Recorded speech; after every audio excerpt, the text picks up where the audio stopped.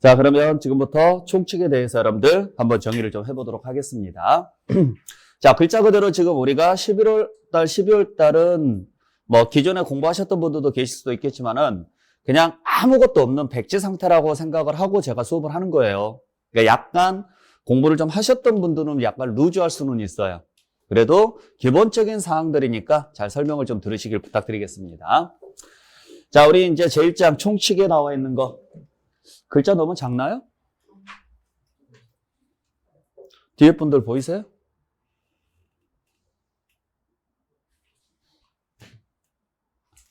말을 안 하면 제가 몰라요. 왜냐면 그래야 다음 시간부터 제가 이걸 글자 크기를 좀 키우든가 폰트를 좀 키우든가 지금 해야 되니까. 예? 안 보여요? 뒤에 분들. 아, 보이긴 하는데 작아요? 알겠습니다. 예. 글자를 좀, 뭐 지금 교재에 나와 있는 내용이니까 일단 하고, 지금 오늘은 일단 이 폰트로 가고 다음 시간에는 제가 좀 글자를 좀 키워보도록 할게요. 네. 자, 우리가 이제 가장 먼저 배워야 될 것은, 자, 세법이라는 것을 배우니까 일단 기본적으로 세법이 무엇인가 기본사항이에요. 물론 시험 문제는 안 나와요. 그냥 세법이라는 게 이런 것이다 라는 걸 좀 보자라는 이야기인데, 자, 조세의 개념에 대해서 간단하게 한번 보죠. 조세란 뭐라고 되어 있느냐면, 제가 한번 읽어볼게요. 국가 또는 지방자치단체가 필요한 일반 경비 및 특정 목적 경비를 조달하기 위하여 구체적인 개별적 반대급부 없이 납세용자인 개인 또는 법인으로부터 강제로 거두어들이는 금전적 부담을 말한다. 이게 조세입니다. 자, 무슨 말인지는 아시겠어요? 진짜로? 네. 자, 이 말을 풀어서 밑에 보시게 되면은 여러분들 프린트물 밑에 보시게 되면 조세의 특징이 나와 있죠? 자, 이걸 풀어서 지금 적어놨는데, 자, 보죠. 첫 번째, 조세를 부과하는 주체는 누구다? 조세를 부과하는 주체는 국가나 지방자치단체라고요. 네. 그래서 우리가 국가가 부과하는 세금을 뭐라고 하느냐면 국세라고 하고, 지방자치단체가 부과하는 세금을 뭐라고 하느냐면 지방세라 그래요. 그리고 자, 세금이라는 것은 당연히 누가 부과하는 거냐면 국가나 지자체가 부과하는 거예요. 그리고 참고로 말씀드리지만은 세금에만 무슨 글자를 쓰느냐면은 세자를 써요. 세금에만. 예.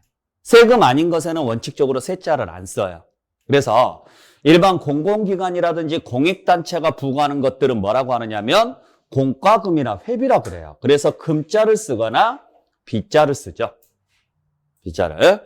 그러니까 가장 대표적으로 우리가 잘못 쓰는 용어 중에 하나가 전기세죠. 자, 전기세라는 세금은 있어요, 없어요? 없어요. 자, 전기세는 누가 걷습니까? 한국전력공사가 걷어요. 근데 한국전력공사가 국가기관이 아니에요? 아니죠. 공사라는 말이 무슨 말이에요? 공사. 공익을 목적으로 하는 사기업입니다.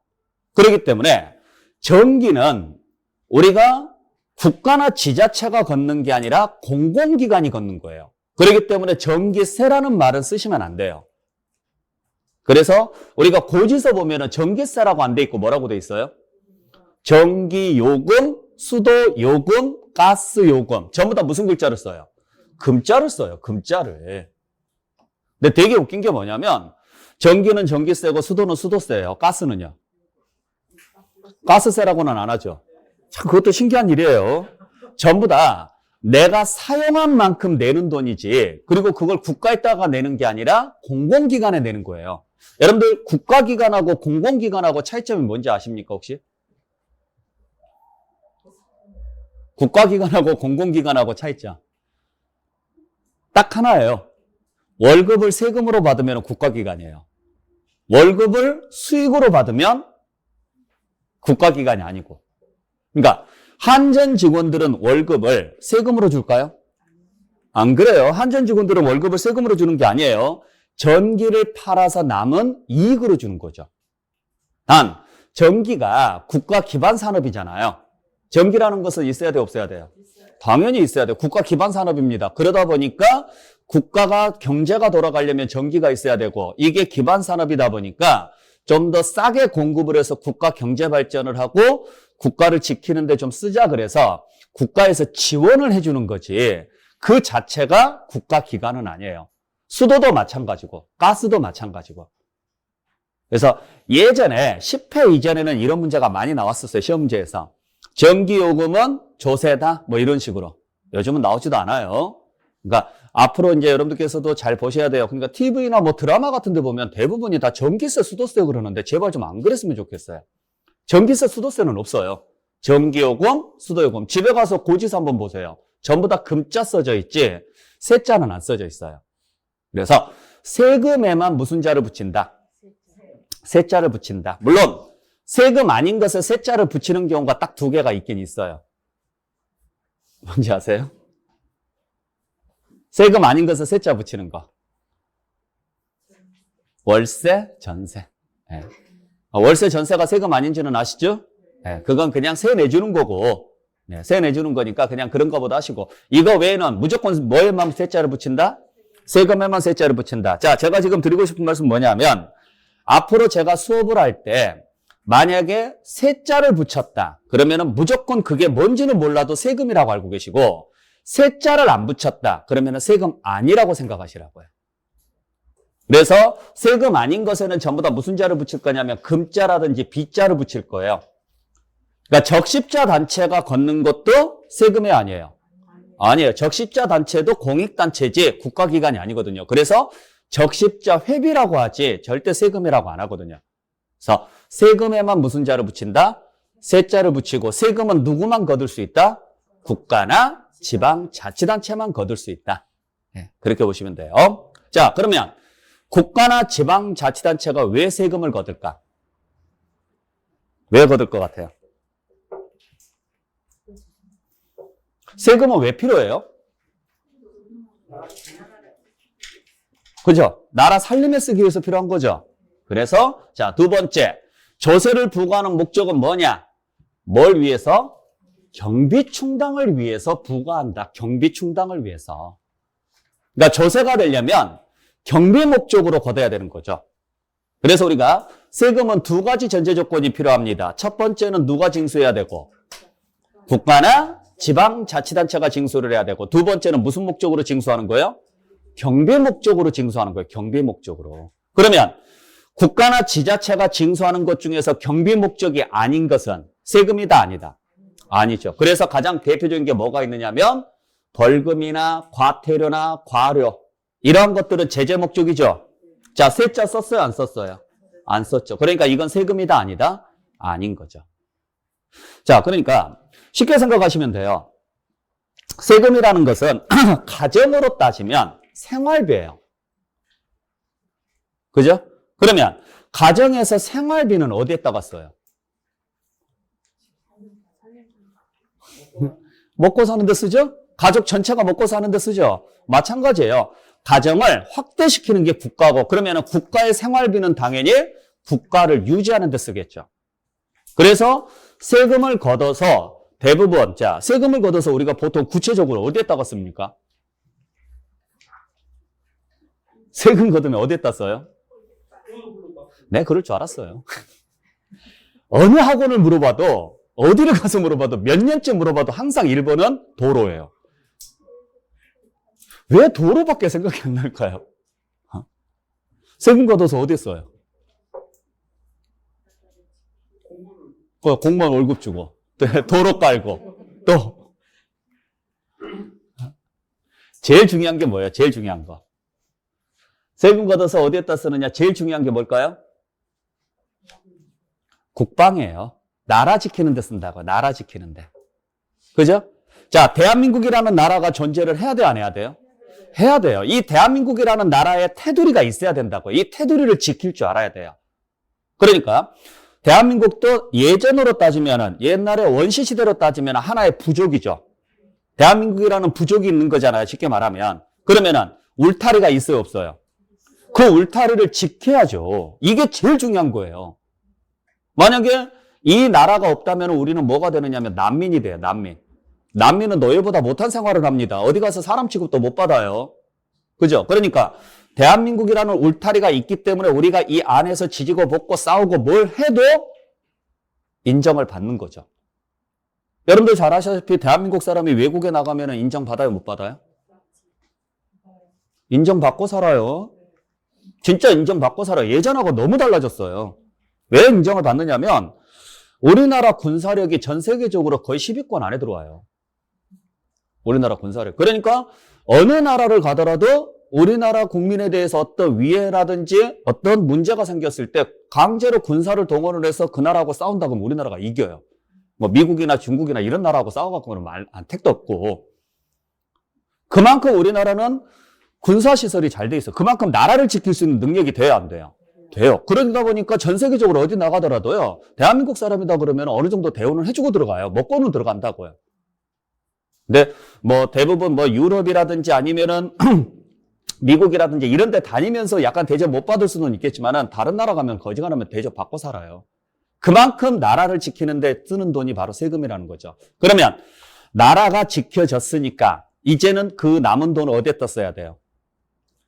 안에다 써야죠? 그래서 국가 유지, 즉 질서 유지, 치안에 쓰고, 그래서 치안이 유지가 되면은 그 다음에 경제 쓰고, 교육에 쓰고, 복지에 쓰고, 이런 데 쓰는 거죠. 마찬가지입니다. 가정의 생활비도 마찬가지예요. 생활비 걷어서 어디에 쓰느냐? 집을 유지하는 데 먼저 써요. 집을 유지하는 데. 집을 뺏기면 쫓겨나니까. 그래서 내 집이면 내 집을 유지하기 위해서 들어가는 돈들, 예를 들어서 보유세 내야죠? 그 다음에 각종 공과금 내야죠? 이런 것들 내는 데 쓴다고요. 그 다음에 이제 집이 유지가 되면 그 안에서 먹고 사는 비용, 의식주를 해결하는. 그러니까 주가 먼저 해결이 되고 그 다음에 의하고 식이 해결이 되죠. 그걸 쓰죠. 그 다음에 교육도 쓰고 뭣도 쓰고 뭣도 쓰고요. 이제 이런 식으로 쭉 가는 거죠. 그러니까 세금이라는 것은 필요해요? 그냥 선택이에요? 당연히 필수적인 거예요. 그러니까 세금 내는 걸 아깝게 생각하지 마시라고요. 근데 아까워요? 안 아까워요? 아까워요. 왜? 제대로 안 쓰이니까 그렇죠. 솔직히 까놓고 이야기해서 내가 낸 세금이 정말 좋은 데 쓰이고 정말 필요한 게 쓰인다면 물론 내 돈 나가니까 아깝기는 아깝지만 그래도요. 억울하지는 않을 거예요. 근데 이 돈이 제대로 쓰여야 안 써요? 안 써요. 어느 나라든지 다 똑같아요. 세금 가지고 장난치는 것은 유독 우리나라만 그러는 게 아니라 어느 나라를 가더라도 다 똑같아요. 그래서 우리가 흔히 말할 때 눈먼 돈이라고 이야기를 많이 하죠. 그죠? 눈먼 돈은 줄 때 받아야 돼요. 나중에 토해내더라도. 자, 그래서 우리가 세금은 누가 징수하느냐? 국가나 지방자치단체가 무슨 목적으로 징수한다? 경비에 사용할 목적으로 징수하는 것을 조세라고 한다. 그러면 세금은 누가 내야 될까? 세금은 누가 내야 돼요? 자, 그러면 생각을 한번 바꿔볼게요. 집의 생활비는 누가 냅니까? 제발 아빠라고 하지 마세요. 아빠가 무슨 죄가 있다고요? 왜 집의 생활비는 아빠가 내야 되냐고요? 뭔 마누라예요. 큰일 날 소리를 하고 있어요, 지금. 시대가 어느 시대인데. 네. 쫓겨나요. 네. 집의 생활비는 누가 내요? 마누라고 하지 말라니까요. 남편 마누라 그런 거 하지 마세요. 집의 생활비는 누가 내요? 그래요. 능력이 되는 사람이 내는 거예요. 그게 아빠일 수도 있고 엄마일 수도 있고 자식일 수도 있고요. 안 그래요? 예를 들어서 부모님께서 은퇴를 하셨어요. 근데 자녀가 직장에 다녀요. 같이 살아요. 그러면은 당연히 생활비는 누가 내요? 자녀가 내는 거예요. 그동안에 공부시키고 키워줬고 그 다음에 직장 다니고 돈 벌면은 생활비 내야죠. 같이 살면. 만약에 따로 산다 그러면은 뭐 본인 생활비는 쓰고 뭐 용돈을 좀 드린다거나 이렇게 가는 거고. 대신 학생이고 아직 돈을 벌고 있지는 않고 이런 애들한테요. 생활비 내라고 해요? 너도 가족의 구성원이니까 비록 학교를 다니더라도 학교 끝나고 저녁에 가서 알바해서 또 용돈 벌어와 이래요? 물론 그런 사람도 있겠지만 안 그러죠? 학생들한테는 뭐라고 이야기합니까? 그래요. 네 할 일 열심히 해. 네가 지금 할 수 있는 것은 공부야. 공부 열심히 해. 그런 이야기 하잖아요. 너한테 돈 벌어라고 이야기 안 해요. 제발 부탁이니까 정상적인 가정을 좀 생각하세요. 그 TV에서 막장 드라마 이런 거 좀 생각하지 마시고 좀. 아시겠죠? 그냥 아주 평범한 가정을 일단 생각을 해보자고요. 아주 평범한 가정. 물론 뭐 본인의 의사에 관계없이 좀 어렵게 사시는 분들도 계실 거고 뭐 여러 가지 상황들이 있겠지만 우리는 그냥 가장 일반적인 상황을 가정을 좀 해보자고요. 자, 세금도 마찬가지예요. 그러면 국가의 생활비는 당연히 누가 내요? 그래요. 능력이 되는 사람이 낸다고. 능력이 되는 사람. 그러면 그 능력이 되는 사람이 누구일까를 정해줬죠. 그걸 뭐라고 하느냐면 과세 요건을 충족한 자라 그래요. 과세 요건을 충족한 자. 그러니까 세금은 우리가 흔히 알듯이 국민이 낸다 이렇게 생각을 하지만 국민 모두가 다 세금을 내는 건 아니고 그 국민 중에서 세금을 낼 수 있는 요건, 그걸 무슨 요건이라고 그래요? 과세 요건이라고 합니다. 그 요건이 충족이 되면 내 의사하고는 관계없이 무조건 세금을 내야 돼요. 내 의사하고는 관계없이. 아까 말씀드렸던 것처럼 세금이라는 것은 선택이다, 필수다. 필수다. 그렇기 때문에 내 의사하고는 상관없어요. 그러면 계약관계 아니에요? 계약관계가 아니라고요. 자, 당신은 대한민국에서 살고 있으니까 대한민국에 생활비 내셔야 됩니다. 계약서에 사인하세요. 이래요? 아니라고요. 이 나라에 살고 있으니까 당연히 내셔야 됩니다. 내기 싫으시면 나가세요. 떠나세요. 왜 이 땅에서 사시면서 생활비 안 내십니까? 이렇게 나오는 거잖아요. 계약관계 아니죠?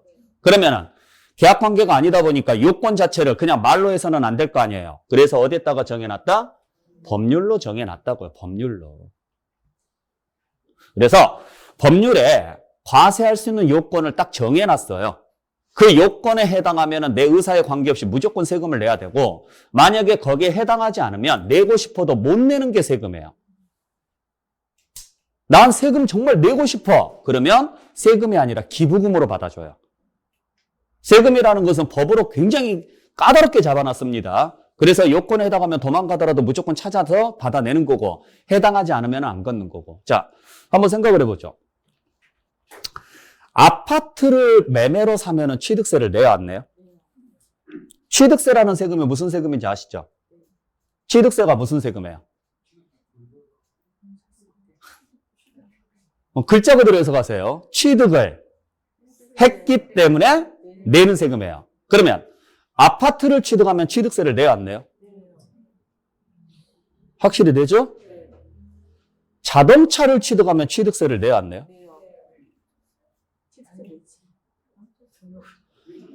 자, 저는 지금 취득세만 물어봤어요. 제발 다른 거 대답하지 마시고.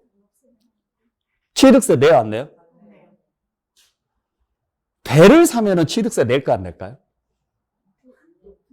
안 사봤어요? 아, 예. 비행기는 낼까 안 낼까요? 그러면 TV를 사면은 취득세를 내야 안 내요?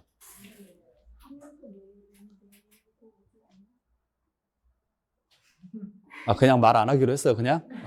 그냥 저랑 싸우자. 마음대로 하세요. 네. TV를 사면은 취득세 내야 안 내요? 다른 세금 생각하지 말고, 오직 취득세만. 자, TV를 사면서 취득세 내신 분. 자동차를 사면서 취득세 내신 분. 자동차는 취득세를 냅니다. TV는 취득세를 안 냅니다. 왜 TV는 취득세를 안 낼까? 한번 생각해 본 적 있어요? 아니, 취득세는 글자 그대로 뭐 하면 내는 세금이에요? 취득을 했기 때문에 내는 세금이에요. 근데 자동차를 취득했으니까 당연히 취득세 내야 돼요. 선박을 취득해도 취득세를 내야 돼요. 근데 왜 TV를 취득하면 취득세를 안 낼까? 옷을 취득하면 취득세 내야 안 내요? 안 내잖아요. 자, 500만 원짜리 중고차를 샀어요. 취득세 내요. 5천만 원짜리 모피코트를 샀어요. 취득세 안 낸다고요. 왜 안 낼까? 이유는 딱 하나예요. 여기에 없어요. 과세 요건에가. 그렇기 때문에 내가 취득세를 내야 될지 말아야 될지, 양도소득세를 내야 될지 말아야 될지, 재산세를 내야 될지 말아야 될지는 이 요건에 해당하는지 안 하는지를 알아야지만 해결할 수 있는 문제라고요. 무슨 말인지 아셨죠? 내가 이 요건에 해당하지 않으면, 자, 내가 TV를 한 대 샀어요. 나는 취득세를 내고 싶어요. 그래서 내러 갔어요. 받아줘요, 안 받아줘요? 절대로 안 받아준다고. 이게 시험 문제라고요. 그러니까 모든 세금에는 과세 요건이라는 것 자체가 다 정해져 있어요. 그 요건을 다 만족을 하는 사람만 그 세금을 내는 거예요. 그 중에 하나라도 만족을 못하면 그 세금 안 내요. 그래서 아파트를 취득하면 취득세를 내죠. 아파트를 팔면 양도소득세를 내요. 근데 자동차를 취득하면 취득세를 내요. 근데 자동차를 팔면 양도소득세는 안 나와요. 분양권을 취득하면 취득세가 안 나와요. 근데 분양권을 팔면 양도소득세가 나와요. 이게 시험 문제라고요. 그래서 세법에서 가장 기본적으로 물어보는 시험 문제가 뭐냐면 다음 중 취득세 납세무가 있는 경우는, 다음 중 재산세 납세무가 있는 경우는, 이런 문제가 무조건 나오거든요. 그게 이 요건 자체를 충족을 했느냐 안 했느냐를 물어보는 문제예요. 요건 자체를. 자, 여러분들 양도소득세는 누가 내는 세금이에요? 양도소득세는 누가 내요? 파는 사람이 내요? 사는 사람이 내요? 그러면 양도소득세를 사는 사람이 내면 돼요? 안 돼요? 내줄 수 있을까요? 없을까요? 있어요. 네? 사는 사람이 내줄 수 있어요? 물론 이제 계약 조건에 의해서 내줄 수는 있는데 원칙적으로는 내주면 안 되죠? 그죠? 자, 여러분들 증여세는 누가 내는 세금인지 알아요? 증여세. 증여세라는 세금이 무슨 세금인지는 아세요? 증여세는 왜 내는 세금?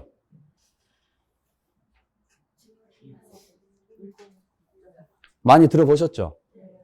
자, 상속세는 왜 내는 세금일까요? 요즘 TV에서 많이 나오죠? 요즘 이제 많이 나오고 있어요. TV에서 지금 상속세를 개정을 해야 되느냐 말아야 되느냐. 상속세 왜 내는 세금이에요? 그러면 상속세는 누가 내는 세금이에요? 그러겠죠? 설마 상속해준 사람이 내지는 않겠죠? 말이 안 되는 소리예요. 상속해주는 사람은 누구예요? 사망하신 분이에요. 죽은 사람 그러면 좀 그렇잖아요. 사망하신 분이에요. 사망하신 분이 세금 내고 사망하실 수는 없잖아요. 그러니까 당연히 누가 내는 거예요? 받은 사람이 내는 거예요. 그러면 왜 받은 사람이 상속세를 낼까?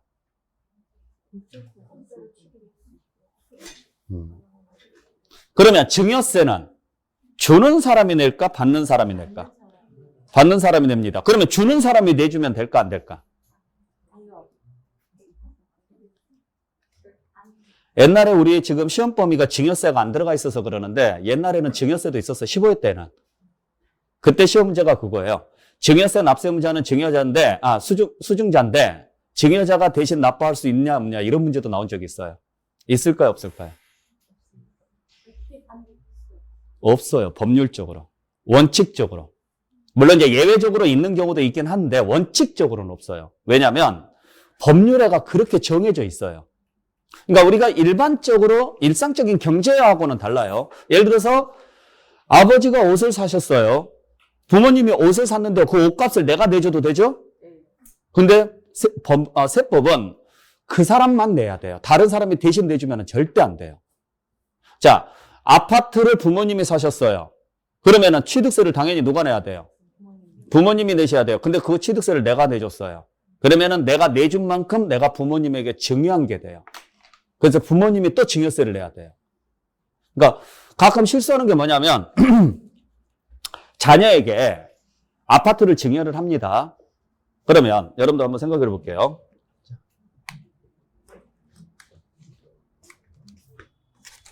이건 여러분들께서 좀 잘 좀 알고 계셔야 될 것 같은데, 자, 이쪽으로 잠깐 와 보겠습니다. 갑이라는 분이 을이라는 분에게 건물을 팔았어요. 그러면 보통 파는 사람이 내는 세금이 뭐예요? 무슨 세금을 내요? 양도세요? 양도소득세요?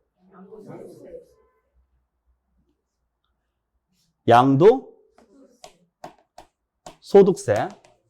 맞아요? 자, 그러면은 사는 사람이 내는 세금이 뭐예요? 취득세죠. 이게 일반적인 케이스죠? 일반적인 케이스입니다. 자, 그러면 잘 보셔야 될 게, 양도소득세. 자, 주의하셔야 될 게 있어요. 앞으로 공부를 할 때 수업 시간에 요 시험 보기 전까지는 절대 줄임말 쓰지 마세요. 대한민국에 양도세는 없습니다. 사람들이 양도세 그러니까 뭐라고 오해를 하느냐면 그냥 팔면 세금을 내는 줄 알아요. 팔아서 세금을 내는 게 아니라 팔아서 뭐가 발생을 해야 세금을 내요? 이익이 생겨야 나오는 세금이에요. 그러니까 얼마에 팔았느냐가 중요한 게 아니라 얼마의 이익이 생겼느냐가 중요한 거예요. 무슨 말인지 아셨어요? 내가 이번에 5억에 팔았어. 근데 세금이 50% 나온대.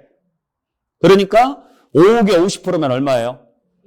2억 5천이죠? 나 어떻게 2억 5천 세금 내야 되는데 이렇게 말하는 사람이 거의 절반이에요.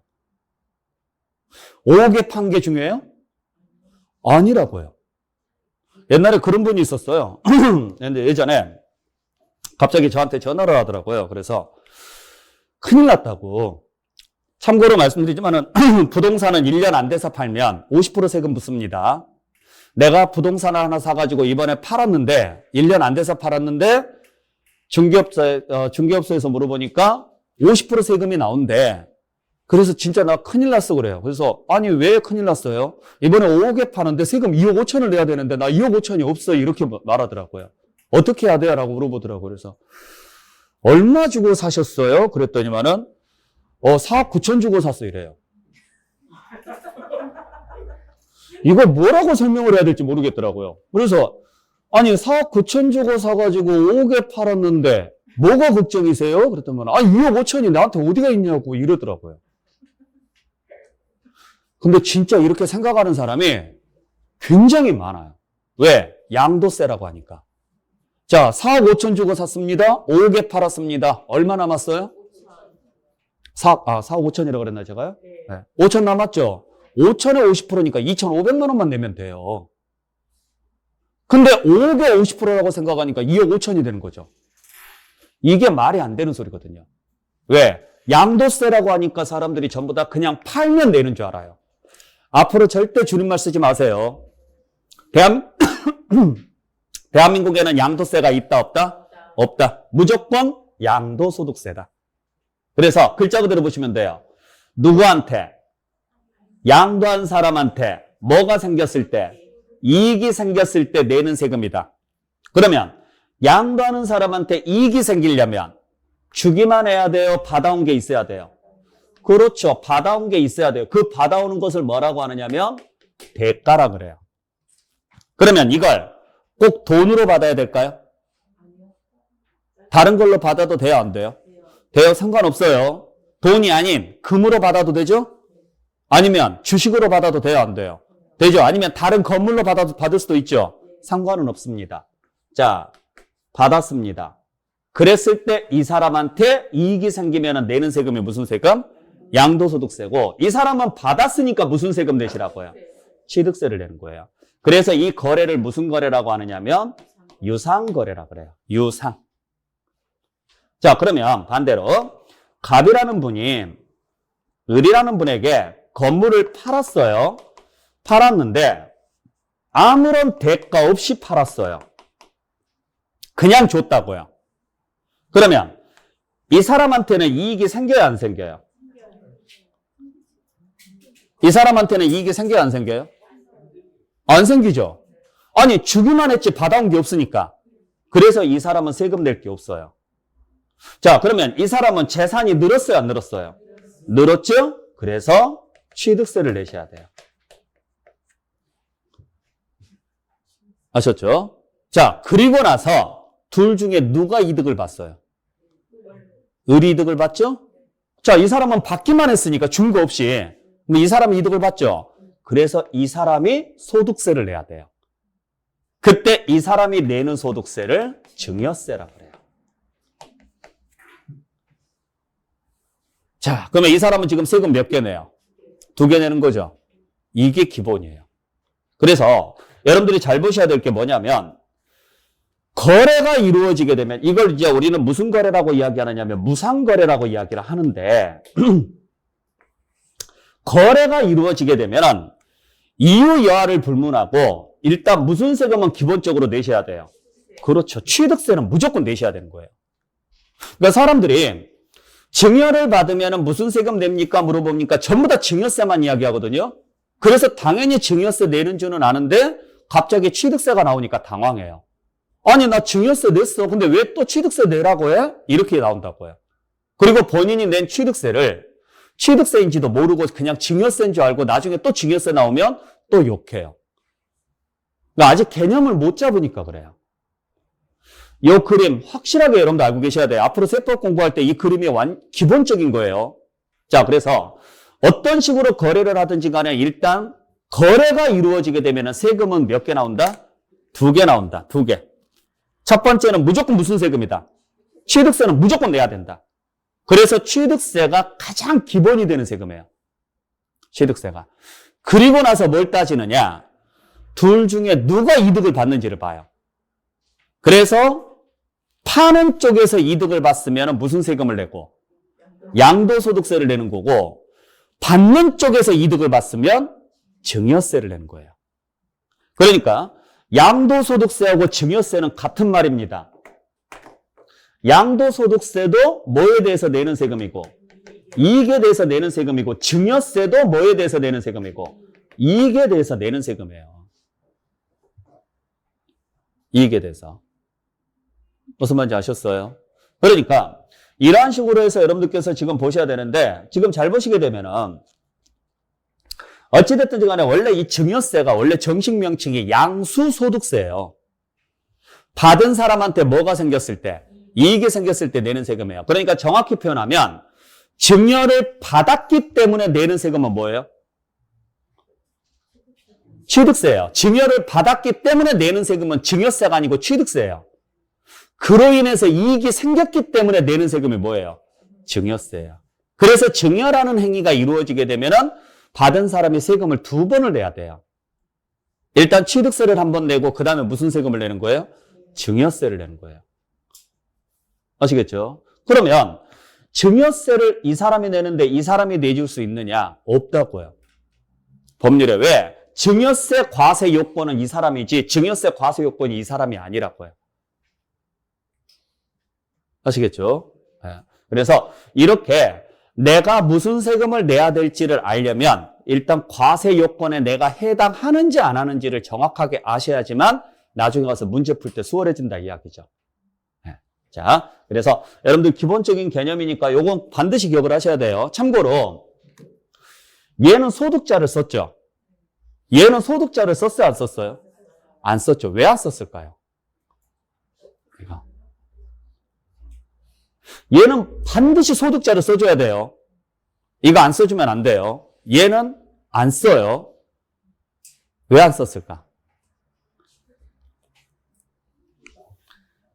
왜 그럴 것 같아요? 찍어봐요. 예? 무상이니까? 너무 포괄적이지 않나요? 이유는 간단해요. 예? 세무를 수가 없어서요? 그 말이 무상이에요. 그럼 얘는 왜 소득자로 왜 썼어요? 이유는 간단합니다. 뭐 틀린 말은 아닌데 정확히 표현하면 이 사람은 손해보는 경우가 있어요, 없어요? 있어요. 있죠. 손해볼 수도 있죠. 예를 들어서 4억에 사가지고 3억 9천에 팔았어요. 마이너스 나왔죠? 내지 말라고요. 그러니까 뭐가 생겼을 때만 내라고요. 이익이. 근데 이 사람은 손해볼 일이 없죠. 받은 것 전체가 이득이죠. 그러니까 여기는 소득자를 쓸 필요가 없는 거예요. 왜? 받은 것 전체가, 이것 자체가 이익이니까. 근데 얘는 이것 자체가 이익이에요? 아니죠. 자, 양도소득세는 글자 그대로 보세요. 양도소득세는 글자 그대로 보면 팔았어요. 얼마에 팔았느냐? 5억에 팔았어요. 세금 낸다? 계산해봐야 된다. 팔았는데 손실이 발생했다. 세금 낸다, 안 낸다? 안 낸다. 팔았는데 이익이 생겼다. 얼마 이익이 생겼느냐? 자, 1,000만 원의 이익이 생겼다. 예를 들어서. 그러면 여기에 대해서 내라고요. 여기에 대해서. 여기에 대해서 내는 게 아니고.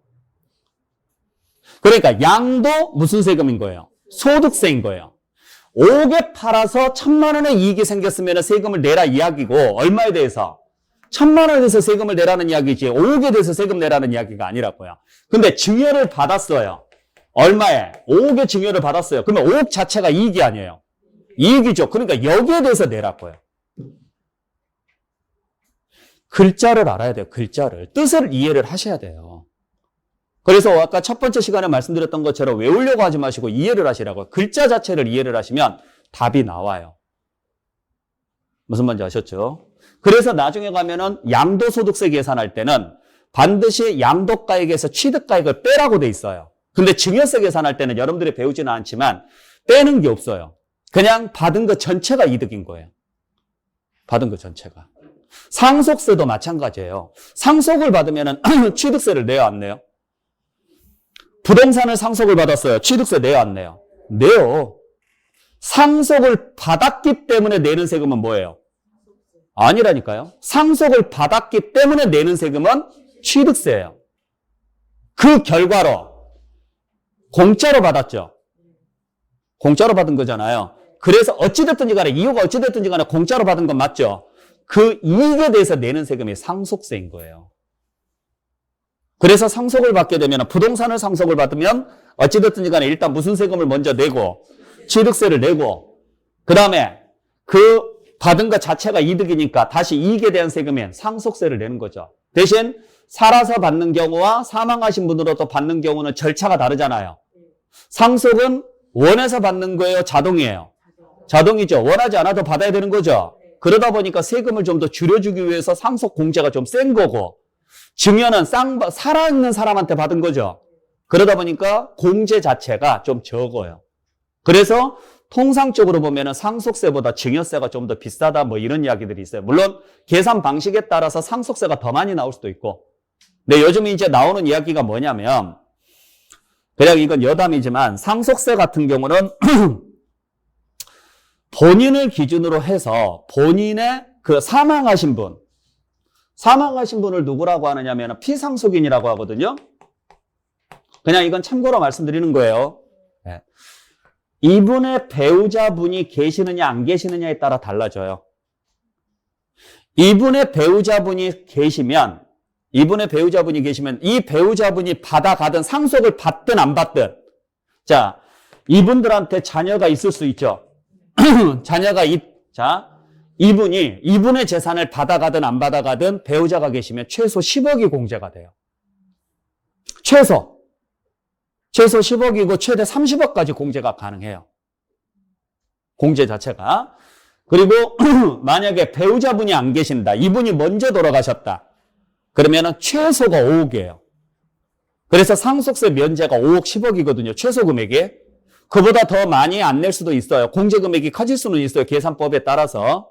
근데 옛날에는 보통 아파트 한 채가 10억이 넘었어요? 안 넘었어요? 안 넘었으니까 상속을 받아도 1주택자는 상속세가 없었단 말이에요. 근데 요즘은 공시가격이 어마어마하게 올랐죠?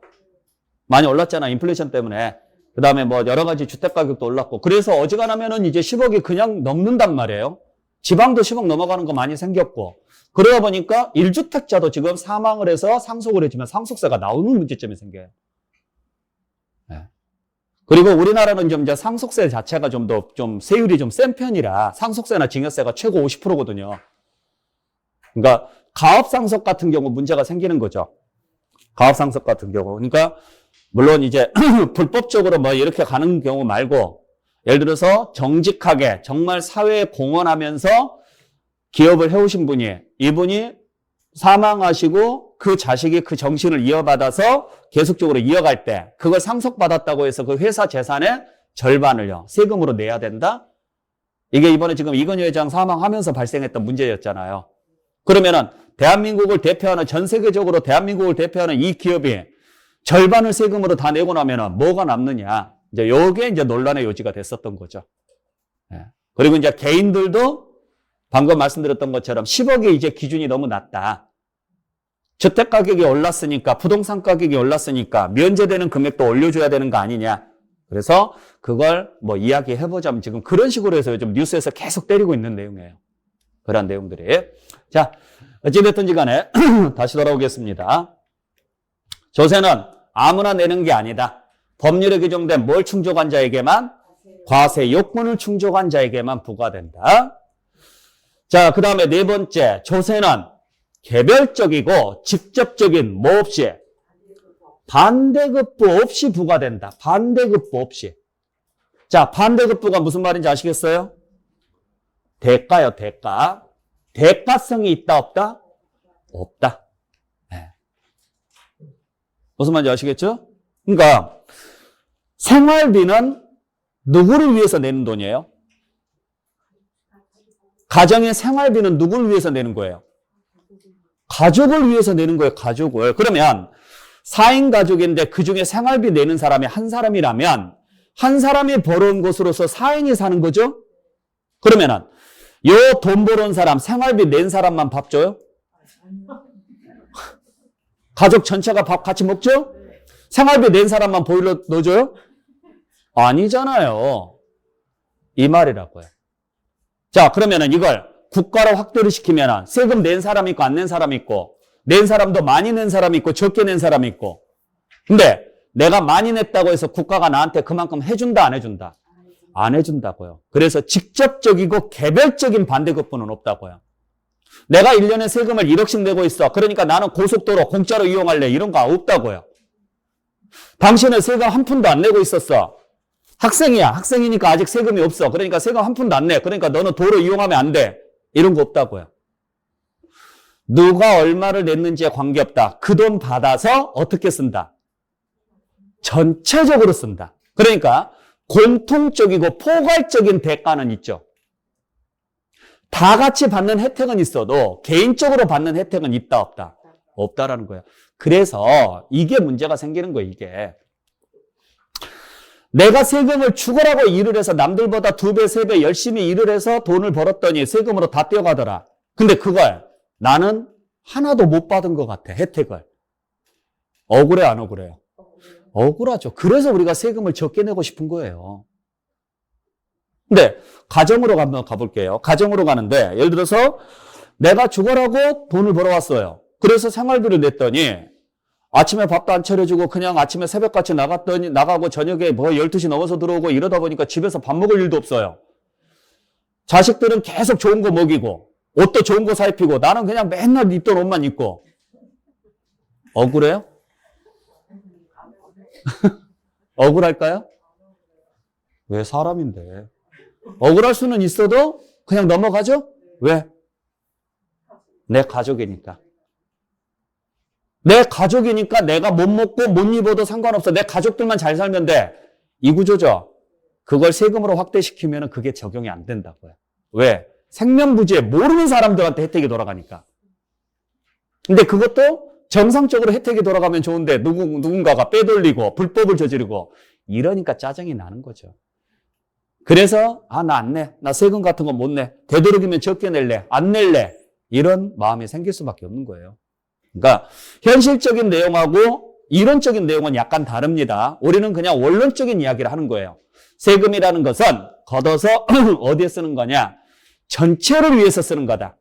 개인을 위해서 쓰는 돈이 아니다. 그래서 어떻게 개별적이고 직접적인 반대급부는 없다. 포괄적이고 공통적인 반대급부는 있어도 나라를 지키고 치안을 유지하고 교육을 시키고 아셨죠? 내 자녀들은 다 컸어요. 더 이상 학교 다닐 일은 없어도 다른 자녀들은 아직 학교를 다니죠? 그 학생들을 위해서 내가 돈을 내고 있다. 그러면 내가 낸 돈이 내 자식들은 못 받아도 다른 사람은 받는 거잖아요. 그런 대가는 있어도 나한테 직접적으로 오는 대가는 없다. 그래서 유일하게 민주주의 국가에서 시장 경제 체제에서 대가를 바라면 안 되는 게 세금이에요. 근데 우리는 세금에 대해서도 대가를 바라잖아요. 그게 사람의 마음인 거고. 자, 그 다음에 5번째, 조세는 어떻게 징수한다? 강제적으로 징수할 수밖에 없지 않느냐? 그죠? 필수입니다. 나 안 낼래. 이럴 수는 없다고요. 그래서 계약관계다 아니다. 계약관계가 아니라는 거죠. 자, 그 다음에 6번째, 조세는 뭐가 원칙이다? 금전으로 내셔야 돼요. 금전으로. 즉 무엇으로 내라는 거예요? 현찰로. 왜 현찰로 내야 돼요? 그렇죠. 사용하기 편하기 위해서. 간단하게 이야기해서 여러분들 생일 선물로 제일 받고 싶은 거. 그거 생각하시면 돼요. 제일 좋은 게 돈 아니에요? 10억짜리 아파트를 받으실래요? 10억짜리 아파트를 살 수 있는 돈을 받으실래요? 네? 아니, 예를 들어서 10억짜리 아파트가 있어요. 내가 사고 싶은 10억짜리 아파트가 있어요. 그거 나 지금 살 수 있어요. 돈만 있으면. 그러면 그 돈을 받을래요? 아니면 그 아파트를 받을래요? 돈을 받는 게 더 낫지 않아요? 왜? 돈을 받아놓고 그 아파트가 필요하면 지금 사면 되고, 만약에 필요 없으면요, 안 사고 다른 데 써도 되잖아요. 근데 그 아파트를 받으면은요, 필요 없을 수도 있죠. 그냥 그렇게 생각하세요. 아시겠죠? 네. 아니, 그러니까 그 세금까지 다 해서. 예를 들어서 아파트를 취득할 수 있는 모든 재반 비용까지 다 해서 돈으로 받으실래요? 아니면 그냥 그 아파트를 받으실래요? 그래요. 그 이유라고요. 세금은 저축이 목적이다, 사용이 목적이다? 사용이 목적이에요. 그렇기 때문에 매년 예산을 다 쓰죠. 그래서 도로가 제일 먼저 나오는 이유가 좀 있으면 이제 보도블록 들어냈다, 지금 묻었다 할 거거든요. 왜? 남은 예산 다 써야 되니까. 나무 들었다 뺐다 지금 해야 되죠? 네. 그러니까 우리가 맨날 연말에 보는 풍경이 보도블록 교체. 네.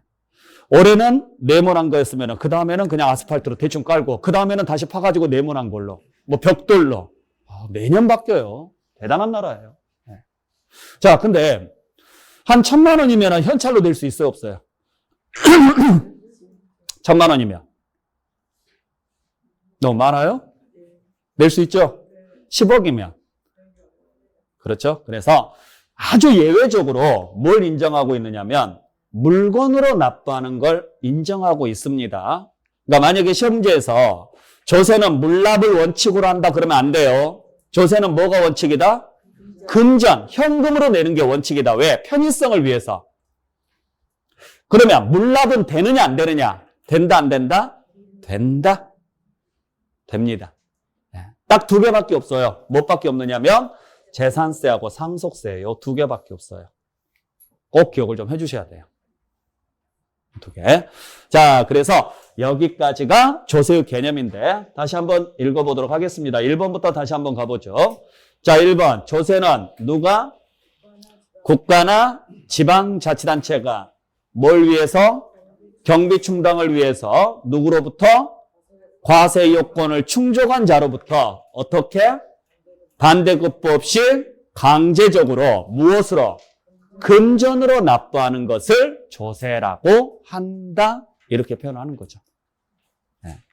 자, 그래서 다시 한번 정리하겠습니다. 자, 조세라는 것은 무엇을 이야기하느냐? 누가?